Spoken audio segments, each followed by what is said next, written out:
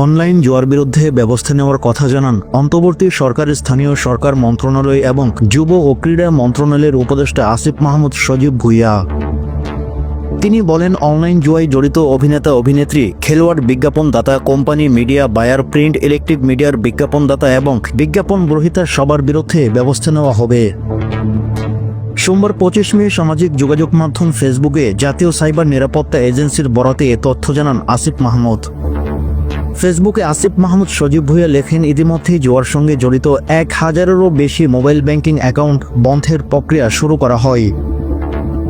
তিনি বলেন, আপনার জানামতে যে কোনো জুয়ার অ্যাকাউন্ট কিংবা ব্যাংক অ্যাকাউন্ট থেকে থাকলে সেগুলো দ্রুত রিপোর্ট করুন। যুব ও ক্রীড়া উপদেষ্টা বলেন, সাইবার স্পেসে জুয়া খেলা নিষিদ্ধ। সরকার সাইবার স্পেসে জনস্বার্থ রক্ষার উদ্দেশ্যে নতুন সাইবার সুরক্ষা অধ্যাদেশে 20 ধারা অনুসারে জুয়া খেলা এবং জুয়া খেলার সঙ্গে জড়িত এবং কর্মকাণ্ড নিষিদ্ধ করে।